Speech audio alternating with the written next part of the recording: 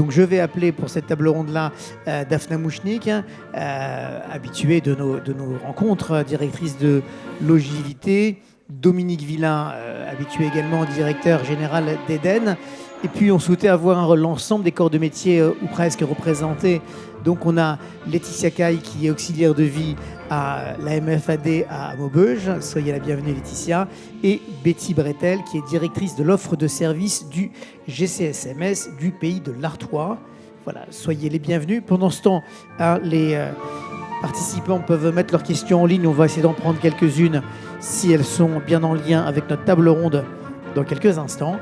Allez-y, oui, deux de chaque côté, c'est parfait. Voilà, parfait. On s'est parlé dans la table ronde précédente, on est parti des besoins, et c'est fondamental évidemment, des personnes âgées. Il ne faut pas évidemment oublier les professionnels qui sont forcément impactés par cette réforme. Et l'idée, c'est que, en tout cas le projet, on va dire, parce que repartons du projet, repartons du sens de tout cela, c'est que rapprocher l'aide et le soin, ça soit une opportunité pour monter en compétences et derrière mieux s'occuper des personnes âgées. Daphna, est-ce que c'est comme ça que vous la souhaitiez, cette réforme ? Merci. Bonjour à tous. Même si je suis inhabituée, ça m'impressionne toujours autant. Moi, je veux vous dire que j'étais super emballée par cette réforme. J'étais tellement contente qu'elle nous soit proposée. C'était tellement une évidence qu'il fallait allier l'aide et le soin. J'avais imaginé que non seulement ce serait une montée en compétences des aides à domicile et des auxiliaires de vie qui travaillent avec nous, mais que ce serait une reconnaissance de ce qu'elles font, les fameuses toilettes qu'on ne fait pas la semaine, mais comme il n'y a personne pour les faire le week-end, elles les font le week-end sans prise en charge de financement assurance maladie. J'avais imaginé qu'on allait inventer un diplôme d'aide et de soins pour que la professionnelle qui est auprès de la personne, il n'y ait pas besoin de la remplacer en fonction de ce qu'elle faisait. J'avais imaginé qu'on aurait des infirmières coordinatrices qui viendraient ajouter leurs compétences aux responsables de secteur qui sont en réalité des travailleurs sociaux dans nos services. J'avais imaginé, je l'ai rêvé, cette Alors Daphna, vous avez beaucoup d'imagination. J'avais imaginé qu'on aurait des ergots, que du coup on anticiperait non seulement, on parlait du domicile. Et c'est pour ça qu'on vous invite aussi. Mais qu'on allait faire attention à la santé des professionnels, parce que l'adaptation des domiciles, c'est aussi pour les professionnels qui viennent y travailler. Donc, et le retour à la réalité alors, comment vous l'avez vécu pour l'instant ? Emballée, évidemment, il y aurait la fusion de l'aide et du soin. Rappelez-vous qu'au moment du Covid, dans l'espace SAD, il y a eu une prime Covid pour les soignants, mais il n'y a pas eu une prime Covid pour les aides à domicile, parce que malgré tout, c'était des silos qui ne se croisaient pas au niveau des financements. Donc j'avais imaginé que ça y est, quoi. On y allait, on réglait plein de problèmes. Et comment vous dire, là, dans quel étage ? Mais heureusement que vous me faites intervenir cet après-midi. J'ai cru que j'allais me faire un ulcère ce matin, tellement je bondissais sur ma chaise, quoi. On est arrivé à un truc qui est tellement technocratique, qui est tellement loin de ce que je viens de raconter, qui finalement vient rajouter des difficultés aux difficultés. Finalement, la solution, elle apporte plus de problèmes que de solutions. Enfin, je suis un peu dépitée. Donc je me disais, bon, gardons cette bonne idée d'un service d'aide et de soins et laissons tomber cette histoire de mariage forcé, de rencontres forcées. Enfin, moi, je ne veux pas parler à la place des SIAD que je connais moins bien, mais enfin, ils sont débordés, les SIAD.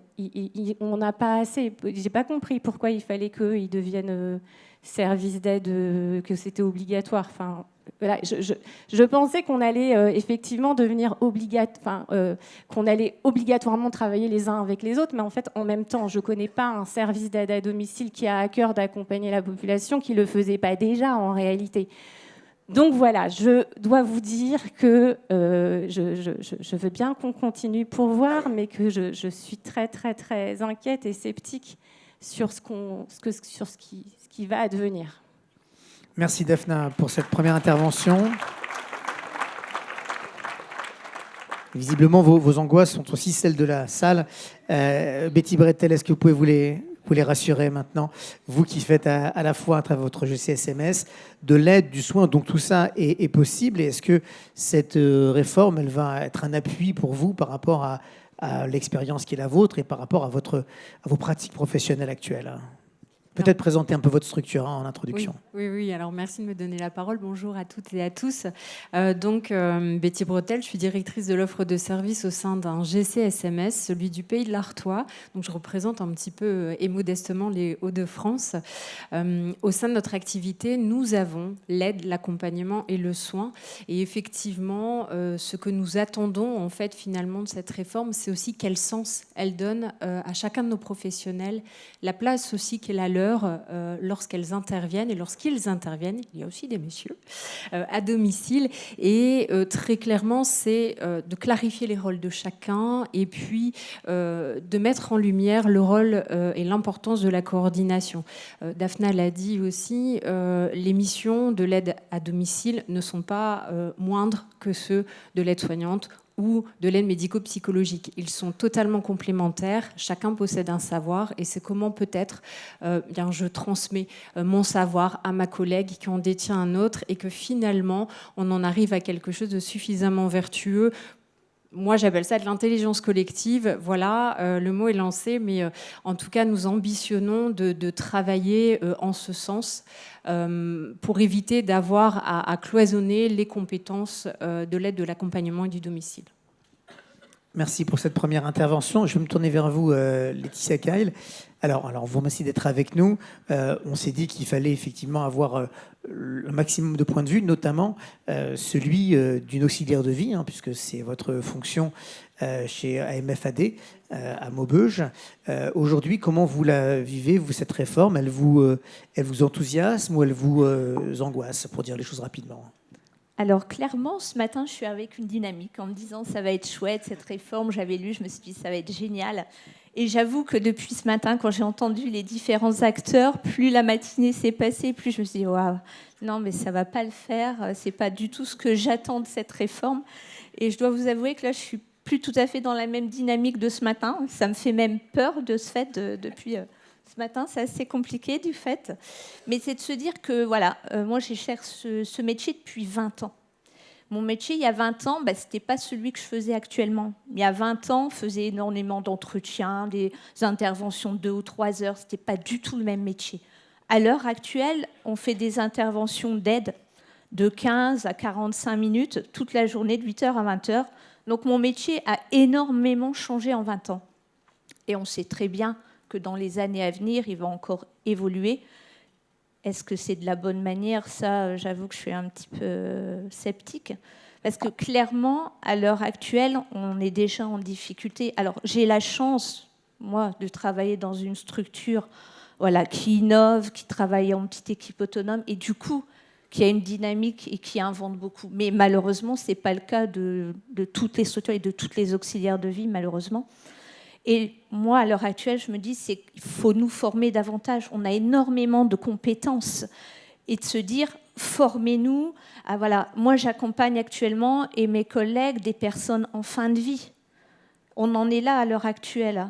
On accompagne des gens avec des troubles cognitifs de plus en plus importants. Comment on accompagne des gens qui ont de telles difficultés en faisant des interventions de 15 à 45 minutes?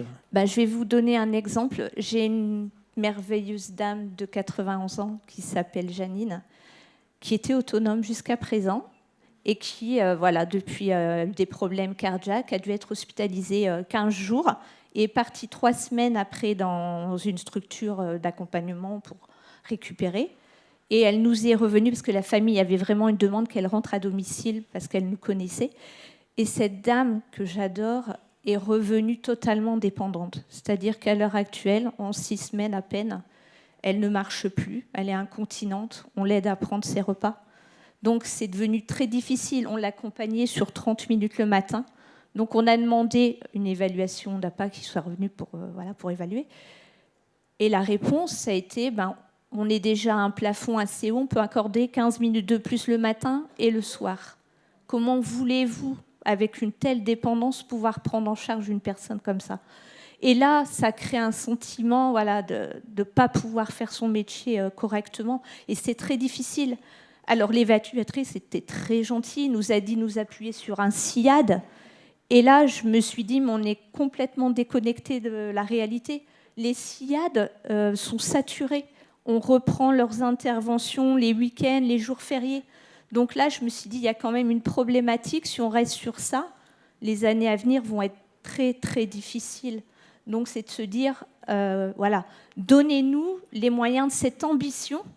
Parce que pour nous, on a cette dynamique de vouloir aider les bénéficiaires, les personnes âgées au mieux, franchement.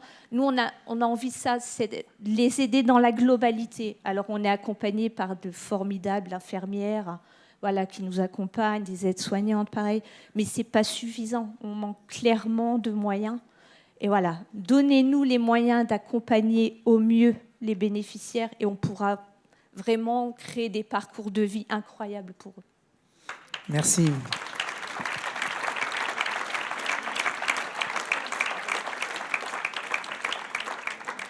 Merci Laetitia Cal. Je me tourne vers vous, Dominique Villa. Peut-être rebondir sur ces propos, la question des moyens et puis la question de la coopération. Vous dirigez un SAD, un grand SAD, qui a beaucoup travaillé notamment sur les questions de formation et puis les questions managériales.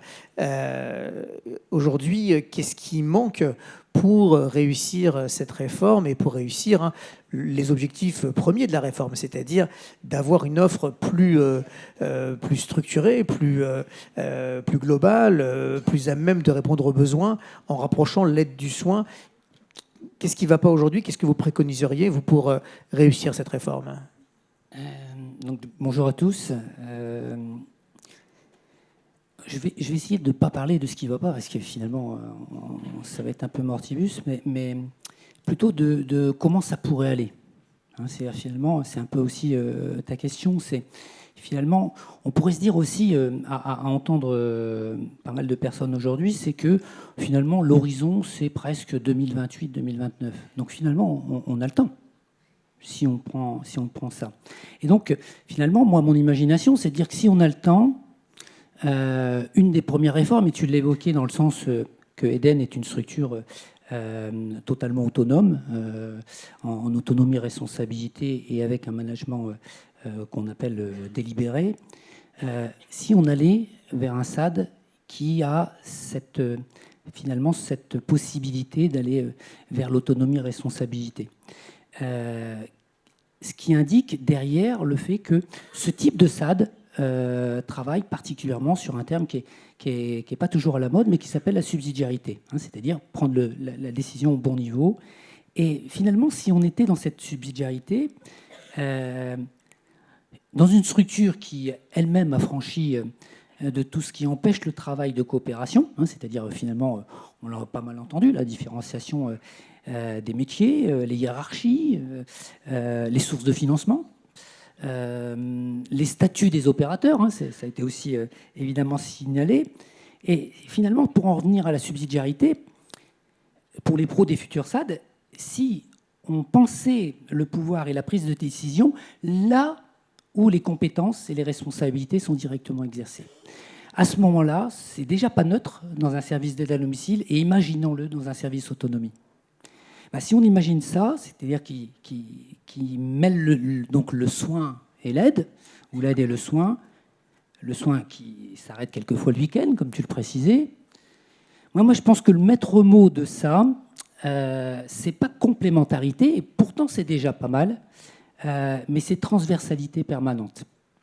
Et dans ce que signifie une relation à la personne âgée qui ne se noie pas dans la fonction représentée, mais dans la mission partagée, à ce moment-là, pour chaque professionnel, on pourrait parler d'accompagnement par le prendre soin. Et ce prendre soin, ce n'est pas aide d'un côté et soin de l'autre. C'est bien l'unité des deux.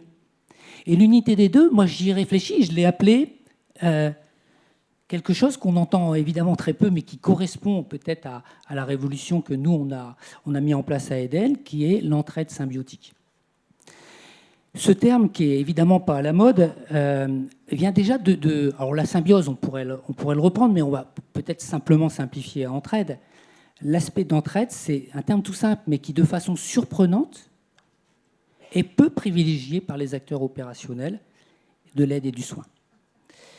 Et si on part de cette notion, et non celle de délégation qu'on entend souvent, hein, pour imaginer l'avenir, la délégation, tu le répétais encore là, le médecin, hein, je m'étais noté une espèce en voie de disparition hein, quand même, hein, délègue à l'infirmière toutes ses contraintes, l'infirmière qui délègue à l'aide-soignante toutes ses contraintes, et l'aide-soignante qui délègue toutes ses merdouilles reçues par les deux échelons du dessus.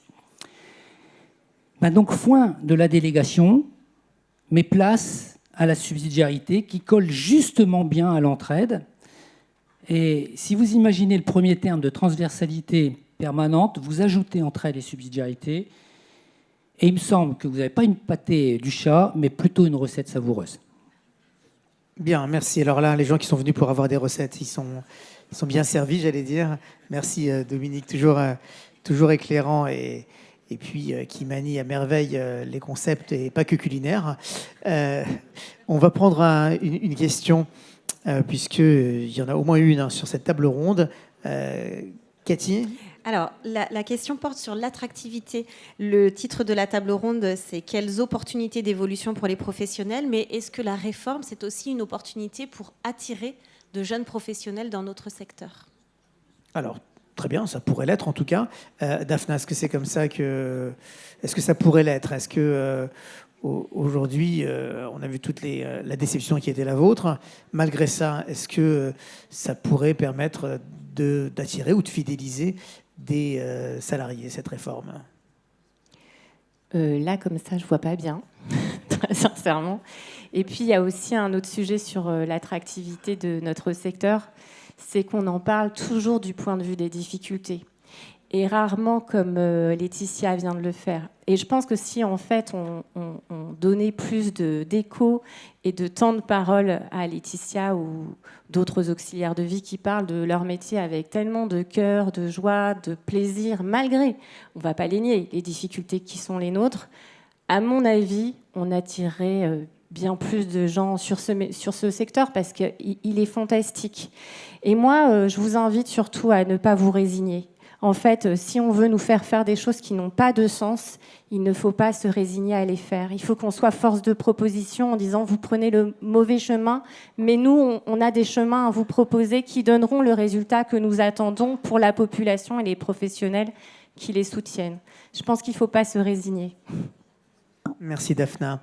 Betty, vous qui dirigez donc l'offre dans un GCSMS qui est assez grand, dans lequel il y a de l'aide, du soin, un centre de soins infirmiers, n'est-ce pas ? Est-ce que le fait d'avoir une offre comme ça, plus globale et multicompétences, ça permet d'être attractif vis-à-vis des salariés ? Alors, on parlait tout à l'heure de formation et c'est Véronique Bress, me semble-t-il, et Thibault de Saint-Blancard qui en ont parlé. Ça permet des passerelles, effectivement. Donc, encore une fois, l'enjeu de la formation est un vrai sujet. Encore une fois, c'est comment on l'organise et comment on le finance. Hein. Alors, je ne vais pas en revenir toujours au financement, mais en tout cas, c'est une vraie question. Mais au-delà de ça, encore une fois, c'est comment, de manière collective, de manière pluriprofessionnelle aussi, on arrive aujourd'hui, encore mieux demain, à accompagner les personnes au domicile parce qu'il y aura aussi ces regards croisés et ça veut dire des temps aussi collectifs dans cette coordination et comment finalement on arrive à échanger. On prend le temps d'échanger et c'est là tout l'enjeu aussi de cette réforme, c'est aussi donner du temps à nos professionnels de se rencontrer et puis de se dire les choses, de faire valoir leur savoir au maximum. Vous travaillez en particulier sur la notion d'intelligence collective, donc de créer ensemble, d'apprendre ensemble, ce qui paraît tout à fait intéressant et stimulant. Est-ce que ça arrive jusqu'à vos salariés et aux salariés potentiels qui se disent « j'ai envie de travailler dans cette structure ou dans une des structures de ce GCSMS parce que je sais que je vais être formé, parce que je sais qu'on va me faire confiance, parce que je sais qu'il y a cette intelligence collective ». Alors ça y contribue bien évidemment parce qu'on leur donne la parole et en fait aujourd'hui ce qui compte et ce qui est le plus important à mon sens c'est effectivement de dépasser quelque chose qui est conceptuel autour de l'intelligence collective et de donner ces temps. Alors aujourd'hui je ne suis pas en mesure de vous dire si effectivement ça a une virtuosité sur l'attractivité mais en tout cas on l'espère. Mais c'est une vraie question qui nécessiterait effectivement d'être un petit peu plus investiguée. Mais ce qu'on voit c'est qu'effectivement, on a des auxiliaires de vie qui souhaitent en tout cas effectuer la formation d'aide-soignante. On a aussi une aide-soignante qui souhaiterait faire la formation infirmière. Voilà, mais ça ne doit pas être vu seulement sous le prisme d'une évolution, comme si le métier de l'aide à domicile était moins bien. Encore une fois, c'est ce qu'on disait tout à l'heure. Il a sa propre valeur ajoutée. Il mériterait aussi qu'on mette un peu plus la lumière sur lui. Encore une fois, autant que sur l'infirmière ou l'aide-soignante. C'est pas plus l'un que l'autre en fait. Merci Betty Bretel. Laetitia Cal, je vous redonne la parole. On a vu tout l'amour du métier qui était le vôtre et depuis 20 ans. Et aujourd'hui, certaines difficultés que vous rencontrez, malgré l'envie que l'on sent toujours intacte. Aujourd'hui, le fait de se rapprocher du soin, si tant est que les moyens sont là, est-ce que ça peut être une opportunité professionnelle, d'aller plus loin que ce que vous faites aujourd'hui, de travailler en coordination avec d'autres? Est-ce que ça peut vous stimuler? Est-ce que ça peut attirer des gens dans ce métier? Alors clairement, le fait de voir la personne dans sa globalité et de pouvoir travailler avec différents acteurs, que ce soit les infirmières, les aides-soignantes, bien sûr, on voit une attractivité, on se dit ça va forcément aller mieux et on travaille bien. Nous, actuellement, déjà, on travaille un peu de cette manière-là avec des infirmières et on voit que ça nous aide, nous, à retrouver du sens dans notre travail. Alors, sur l'attractivité, c'est sûr que le métier reste le métier. Le fait de pouvoir être acteur dans sa planification, dans ses temps de travail, tout ça, effectivement, nous permet de nous sentir mieux. Mais il faut aussi se dire que le métier est assez difficile et vraiment qu'il soit attractif pour des jeunes, c'est quand même assez difficile. On voit bien les structures, les auxiliaires de vie, la moyenne d'âge, c'est entre 40 et 50 ans. Donc se dire que dans les années à venir, il faut forcément recruter. Alors espérons que certains modèles managériels qui vont se mettre en place et qui vont évoluer vont permettre d'aller vers ça. Pour le moment, c'est encore dans l'incertitude. D'accord, merci Laetitia Caille. Ça me paraît effectivement éclairant sur votre métier et sur la problématique du recrutement.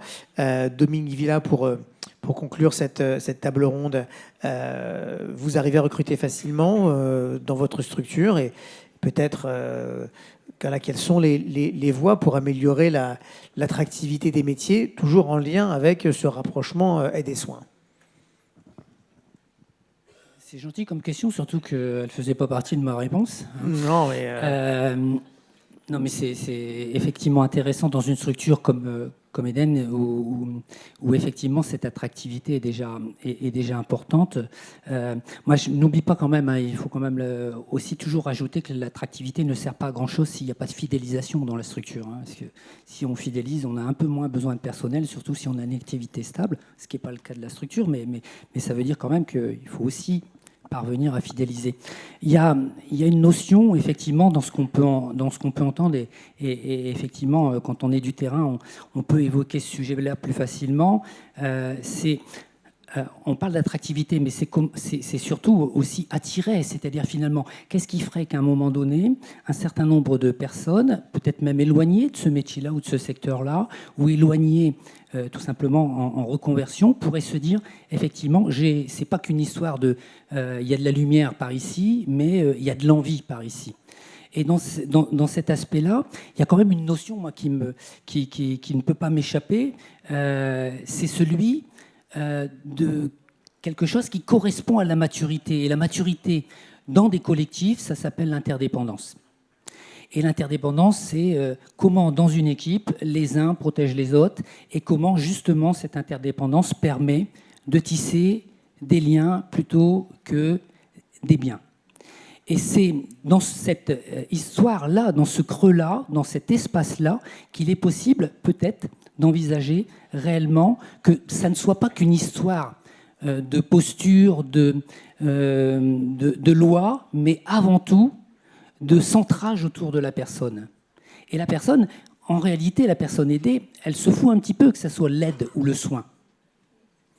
Ce qu'elle souhaite, effectivement, c'est qu'il y ait une réelle coordination autour de ses besoins et qu'il y ait une réelle réponse à ses besoins.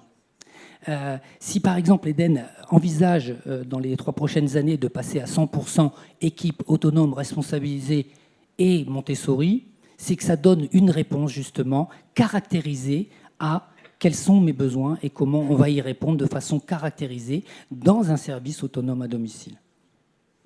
Très bien, merci Dominique, merci à tous les 4, on peut les applaudir.